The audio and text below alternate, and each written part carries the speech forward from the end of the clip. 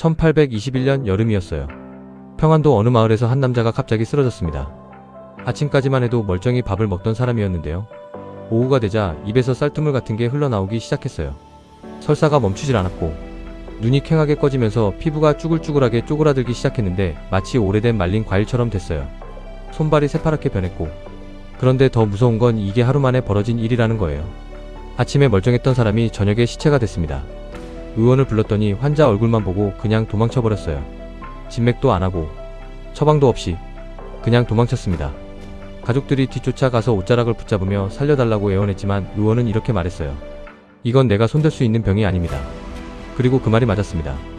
그 집 남자는 그날 밤 죽었고 다음날 옆집에서도 똑같은 일이 벌어졌습니다. 그 다음날엔 그 옆집에서도. 한 달이 지나자 마을 절반이 사라졌습니다. 조선시대 드라마 보면 아프면 의원 찾아가고 침 몇 방 맞고 탕약 한 첩 지어 마시면 다 낫는 것처럼 나오잖아요. 그런데 말입니다. 이건 드라마가 만들어낸 판타지예요. 조선에는 의원이 손도 못 대고 도망친 병이 있었어요. 걸리면 하루 만에 죽고 마을 전체가 통째로 사라지기도 했습니다.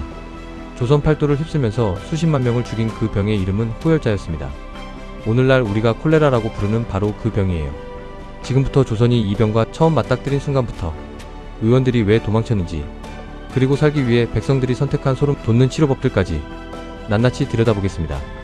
1821년 8월이에요.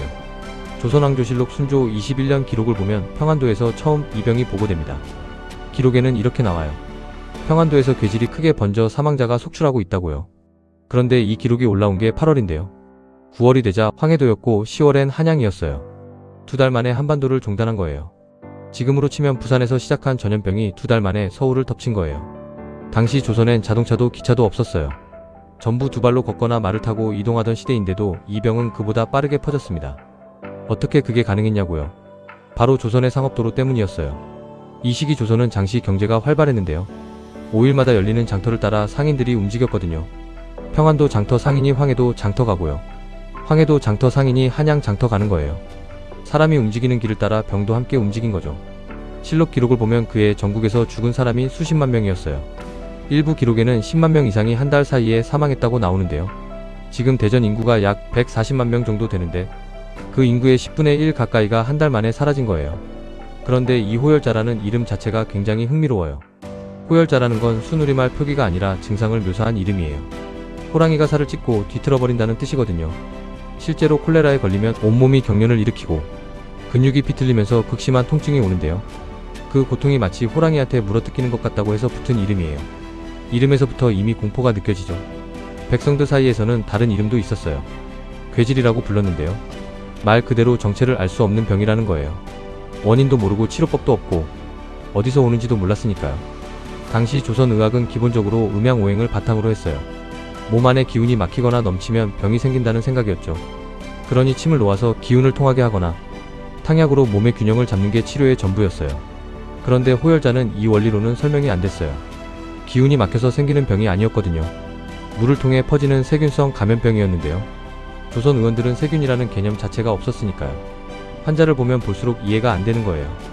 아침에 멀쩡하다가 저녁에 죽으니까 침을 놓을 틈도 없고 탕약을 다릴 시간도 없어요. 그냥 눈앞에서 사람이 녹아내리듯 죽어가는 걸 보는 거예요. 거기다 옆에 있다가 자기도 걸리니까 의원 입장에서는 합리적인 선택이 도망치는 거였던 거예요. 지금 기준으로 보면 무책임하지만요. 당시엔 환자 곁에 있는 것 자체가 자살 행위였으니까요. 실제로 환자를 치료하러 갔다가 의원 본인이 죽은 사례도 기록에 남아있어요. 자, 그러면 의원도 도망가버린 상황에서 백성들은 어떻게 했을까요? 여기서부터가 진짜 흥미로워지는데요. 조선 백성들이 선택한 치료법들이 지금 보면 황당하기도 하고요. 어떤 건 소름이 돋기도 하고요. 또 어떤 건 웃음이 나오기도 해요. 첫 번째가 뭐였냐면요. 고추였습니다. 조선 후기 민간에서 호열자 치료법으로 가장 널리 퍼진 게 고추요법이에요. 환자 항문에 고추를 집어넣는 방법인데요. 지금 들으면 황당하죠. 근데 이게 왜 생겼냐면요. 콜레라의 증상 중에 극심한 설사가 있잖아요. 항문 쪽에서 계속 뭔가 빠져나가니까요. 이걸 막으려면 뭔가 강한 걸 넣어야 한다는 논리였어요. 고추가 맵고 강한 기운을 가졌으니까요. 그 기운으로 병을 막는다는 거죠. 완전히 틀린 논리인데요. 당시 백성들 입장에서는 이게 나름의 과학이었던 거예요. 의원도 없고요. 책도 없고요. 경험과 민간 지혜로 살아남아야 했으니까요. 두 번째 치료법은 더 강렬한데요. 바로 똥물이었어요. 건강한 사람의 대변을 물에 풀어서 환자한테 먹이는 방법이에요. 이건 사실 지금 의학적으로 봐도 완전히 틀린 건 아니에요. 현대의학에서도 장내 세균총을 이식하는 치료법이 있거든요. 물론 방법이 다르긴 하지만요. 당시 백성들은 건강한 사람의 몸 안에 있는 뭔가를 환자한테 넣어주면 낫는다는 생각을 했던 거예요. 결과적으로 방향은 맞았는데요. 실행 방법이 너무 원시적이었던 거죠. 이게 효과가 있었냐고요. 기록에 따르면 실제로 살아난 사람들도 있었어요. 물론 병이 저절로 나은 건지 똥물 때문인지는 알 수 없지만요. 당시엔 이게 신통한 치료법으로 입에서 입으로 퍼졌습니다. 세 번째 치료법은 좀 웃기면서도 슬픈데요. 바로 가마솥 찜질이에요. 환자 옆에 가마솥을 가져다 놓고 펄펄 끓이는 방법이에요. 환자 몸에서 나오는 차가운 기운을 열기로 몰아낸다는 논리였는데요. 콜레라에 걸리면 체온이 떨어지거든요. 손발이 파랗게 변하고 차가워지니까요. 그래서 열을 가해주면 낫는다고 생각한 거예요. 방향은 또 맞았어요. 실제로 콜레라 환자한테는 체온 유지가 중요하거든요. 근데 방 안에서 가마솥을 펄펄 끓이면요. 환자가 탈수로 더 빨리 죽을 수도 있어요. 좋은 의도가 오히려 독이 되는 상황인 거죠. 그런데 이 가마솥 찜질이 퍼진 데는 또 다른 이유가 있었어요. 펄펄 끓는 가마솥에서 나오는 증기가 나쁜 기운을 쫓아낸다는 믿음도 있었거든요. 즉 의학적 치료인 동시에 일종의 테마 의식이기도 했던 거예요. 과학과 주술이 섞여 있는 거죠. 사실 이게 당시 조선 민간 의학의 특징이에요. 치료와 기도가 분리되지 않았거든요. 그런데 말입니다. 이 호열자 앞에서 가장 무능했던 건 백성들이 아니었어요. 바로 조정이었습니다. 1821년 호열자가 처음 평안도를 덮쳤을 때요. 순조 임금은 신하들을 불러 대책을 물었어요. 그런데 돌아온 답변이 황당했습니다. 구휼미를 풀어서 굶주린 백성을 먹이겠다는 거였어요. 호열자는 굶어서 걸리는 병이 아닌데 말이죠. 신하들도 이 병의 정체를 몰랐던 거예요. 그래서 할 줄 아는 걸 한 거였어요. 먹을 것을 나눠주는 거요. 물론 전혀 효과가 없었습니다. 그 다음 대책은 더 황당했어요. 제사를 지내는 거였습니다. 괴질이 도는 건 하늘이 노한 것이니까요. 임금이 직접 하늘에 제사를 올려 사죄하면 병이 멈출 거라는 논리였어요. 실록 순조 21년 9월 기록을 보면요. 임금이 직접 제단에 나아가 기도를 올렸다는 내용이 나와요. 물론 병은 멈추지 않았습니다. 한양까지 들어온 호열자는 궁궐 담장을 가리지 않았거든요. 여기서 잠깐 재미있는 얘기를 하나 해볼게요. 당시 조선 조정에서 호열자 대책으로 진지하게 논의된 것 중 하나가요. 범인을 찾는 거였어요. 이 병을 퍼뜨린 범인 말이에요. 당시엔 전염병이 나쁜 사람이 퍼뜨린다는 믿음이 있었거든요. 그래서 실제로 호열자가 도는 마을에서요. 이웃을 병 퍼뜨린 범인으로 고발하는 일이 생겼어요. 저 집에서 병이 시작됐다고요. 저 사람이 뭔가 나쁜 짓을 해서 하늘이 벌을 내린 거라고요. 멀쩡한 사람이 마을 전체를 병들게 한 범인으로 몰려서요. 집에서 쫓겨나거나 폭행을 당하는 일도 있었습니다. 공포가 극에 달하면 사람이 얼마나 이상해지는지 보여주는 장면이에요. 지금으로 치면 코로나 초기에 특정 집단을 병의 원인으로 몰았던 것과 비슷한 거죠. 수백 년이 지나도 사람 사는 건 비슷한가 봐요. 다시 조정 얘기로 돌아올게요. 제사도 소용없고요. 구휼미도 소용없잖아요. 조정이 꺼낸 마지막 카드가 있었어요. 격리였습니다. 호열자 환자가 나온 집에 금주를 치는 거예요. 드나드는 걸 막는 거죠. 그런데 이게 실제로는 어떻게 됐냐면요. 환자 가족들이 집 안에 갇혀버리는 거예요. 아픈 사람이랑 같은 공간에 격리되는 거니까요. 오히려 가족 전체가 병에 걸리는 구조가 된 거예요. 격리의 방향이 완전히 반대였던 거죠. 환자를 밖으로 내보내서 격리했어야 하는데요. 멀쩡한 사람들을 환자랑 함께 가두어 버린 거예요. 지금 보면 어이없는 대응이지만요. 당시엔 이게 최선이었습니다. 병이 어떻게 퍼지는지 몰랐으니까요. 공기로 퍼진다고 생각했거든요. 그러니 집을 봉쇄하는 게 논리적인 선택이었던 거예요. 이 격리 정책이 얼마나 효과가 없었냐면요. 1821년 한 해에만 한양에서만 수천 명이 사망했다는 기록이 남아있어요. 한양 인구가 당시 약 20만 명이었는데요. 한 해에 수천 명이 죽었다는 건요. 지금으로 치면 서울에서 한 달 사이에 수만 명이 죽은 거랑 비슷한 규모예요. 그런데 이 호열자가 조선에 가져온 변화가 하나 있어요. 굉장히 아이러니한 변화인데요. 바로 장례 문화가 바뀐 거예요. 원래 조선은 유교 문화라서 사람이 죽으면 3일 동안 빈소를 차리고 친척과 이웃이 모여서 복을 하고 정식으로 절차를 밟아 장례를 치렀어요. 이게 예법이었거든요. 그런데 호열자가 돌면서 이 예법이 무너졌어요. 죽은 사람 곁에 모이면 같이 죽으니까요. 빈소를 차릴 수가 없는 거예요. 실록 기록을 보면 호열자로 죽은 시신을 집 밖에 내다버리는 일이 속출했다고 나와요. 제대로 된 장례도 없이 가족이 옆에서 곡도 못하고 그냥 내다버리는 거예요. 조선 사람들한테 이게 얼마나 큰 충격이었냐면 유교에서 장례는 효의 마지막 표현이거든요. 부모님을 제대로 보내드리지 못하는 건요. 자식으로서 가장 큰 불효인 거예요. 근데 살려면 그렇게 할 수밖에 없었어요.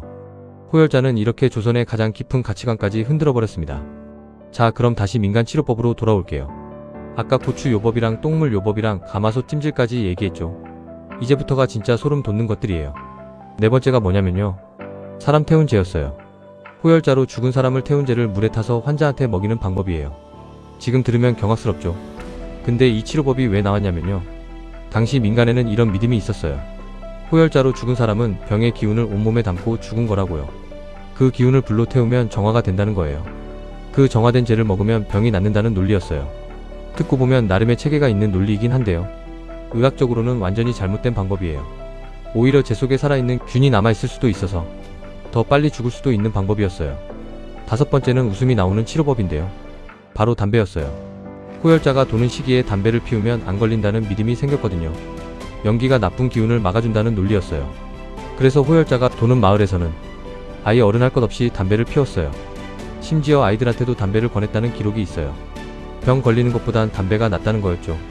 지금 보면 황당하지만요. 연기가 뭔가를 차단한다는 발상 자체는 현대 소독 개념과 완전히 무관하지는 않아요. 물론 담배 연기가 콜레라균을 막아주진 않지만요. 당시엔 이게 나름의 예방법으로 통했던 거예요. 그리고 이 담배 치료법이 퍼지면서 조선 후기 담배 소비량이 폭발적으로 늘었다는 기록도 있어요. 전염병이 담배 산업을 키운 셈이네요. 여섯 번째 치료법은 굉장히 흥미로운데요. 개 피 요법이에요. 검은 개를 잡아서 그 피를 환자한테 먹이는 방법이에요. 특히 검은 개여야 했어요. 흰 개는 안 됐어요. 왜 검은 개냐면요. 당시 민간에서 검은색은 나쁜 기운을 흡수하는 색이라는 믿음이 있었거든요. 검은 개의 피에는 나쁜 것을 막는 강한 기운이 있다는 거였어요. 이 치료법이 어느 정도 퍼졌냐면요. 호열자가 도는 시기에 조선에서 검은 개가 씨가 마를 뻔했다는 우스갯소리가 있을 정도예요. 물론 효과는 없었지만요. 개 입장에선 정말 억울한 시대였죠. 일곱 번째는 좀 무서운 얘기인데요. 살아있는 사람의 체온을 나누는 방법이었어요. 건강한 사람이 환자 옆에 딱 붙어서 자는 거예요. 환자가 체온을 빼앗기니까요. 건강한 사람의 열기를 나눠주면 낫는다는 거였어요. 그런데 이게 어떤 결과를 낳았냐면요. 건강했던 사람도 같이 죽는 일이 생겼어요. 당연한 거죠.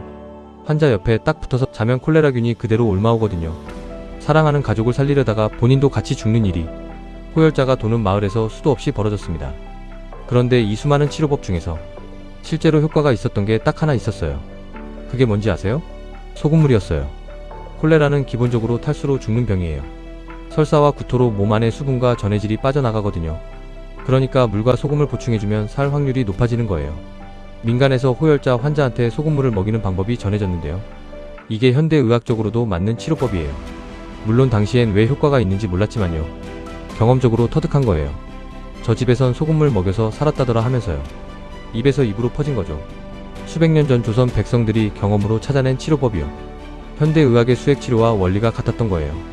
1821년 호열자가 물러갔을 때 조선 조정은 한숨을 돌렸어요. 드디어 끝났다고요. 그런데 그게 아니었어요. 호열자는 한 번으로 끝나는 병이 아니었거든요. 1822년에 다시 왔어요. 1859년에 또 왔어요. 1895년에도 왔어요. 조선이 망해가는 그 순간까지 계속 왔습니다.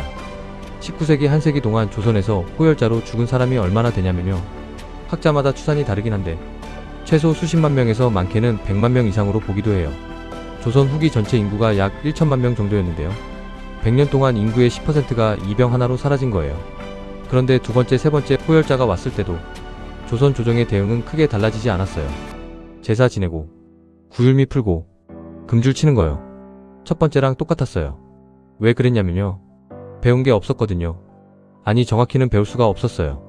당시 조선엔 전염병을 체계적으로 연구하는 기관이 없었어요. 이번엔 왜 퍼졌는지, 어떻게 하면 막을 수 있는지 기록하고 분석하는 시스템이 없었던 거예요. 실록의 기록은 남아있어요. 괴질이 돌아서 몇 명 죽었다 정도는요. 근데 분석이 없어요. 다음번엔 이렇게 하자는 대책이 없는 거죠. 그냥 기록만 있고 배움이 없는 거예요. 그래서 호열자가 올 때마다 조선은 매번 처음 당하는 것처럼 허둥댔습니다. 그런데 여기서 굉장히 흥미로운 장면이 하나 나와요. 1895년 호열자 대유행 때, 이때는 조선이 아니라 대한제국으로 넘어가는 시기인데요. 서양 의학이 조금씩 들어오던 때였어요. 그때 조선에 들어온 서양 선교사 의사들이 호열자 환자들을 치료하기 시작했어요. 그런데 이 선교사 의사들이 한 방법이 뭐였냐면요. 끓인 물을 먹이는 거였어요. 깨끗한 물을 펄펄 끓여서 식힌 다음 소금을 조금 타서 환자한테 먹이는 거예요. 지금 보면 당연한 건데요. 당시 조선 백성들 눈에는 신기한 거였어요. 약도 아니고 침도 아니고 그냥 끓인 물을 먹이는데 환자가 살아나는 거예요. 소문이 퍼졌어요. 서양 의원들이 귀신같이 호열자를 고친다고요. 사람들이 몰려들기 시작했어요. 그런데 끓인 물이 왜 효과가 있냐면 콜레라균은 열에 약하거든요. 100도로 끓이면 균이 다 죽어요. 오염된 물을 끓여서 마시면 콜레라에 안 걸리는 거예요. 지금은 당연한 상식이죠. 근데 당시엔 이게 혁명이었어요. 물을 끓여 마신다는 개념 자체가 없었거든요. 조선 사람들은 우물물을 그냥 퍼서 마셨어요. 냇물도 그냥 마셨고요. 바로 이게 문제였던 거예요.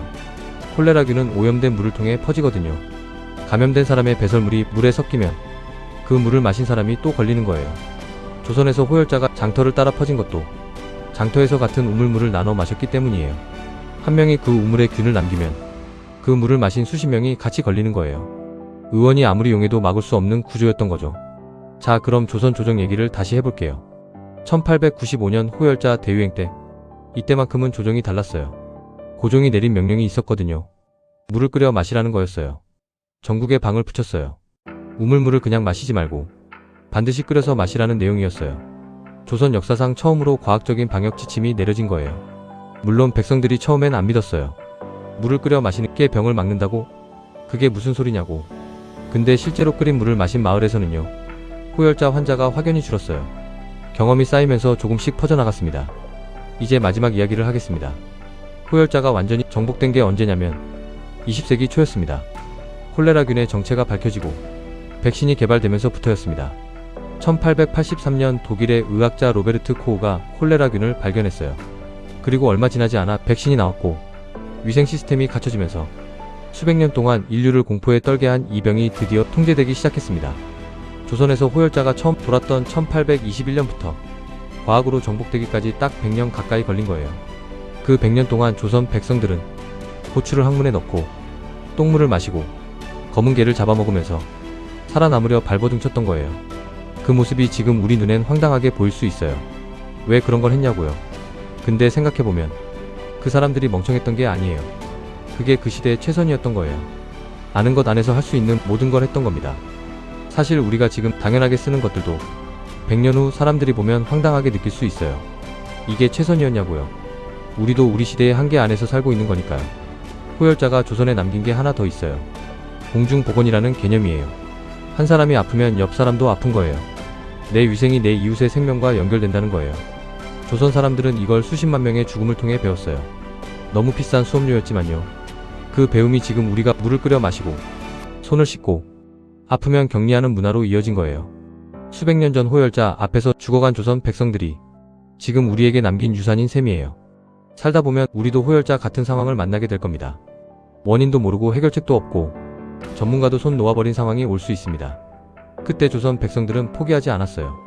황당하고 엉뚱해 보여도 뭔가를 계속 시도했어요. 그 시도들 중에서 소금물 하나가 살아남았어요. 그 하나가 수백 명을 살렸습니다. 포기하지 않으면 그 하나를 찾을 수 있다는 것. 그게 호열자가 우리한테 남긴 이야기인 것 같아요. 오늘 영상이 흥미로우셨다면 구독과 좋아요 부탁드려요. 다음에는 또 다른 역사의 틈새 이야기로 찾아오겠습니다. 감사합니다.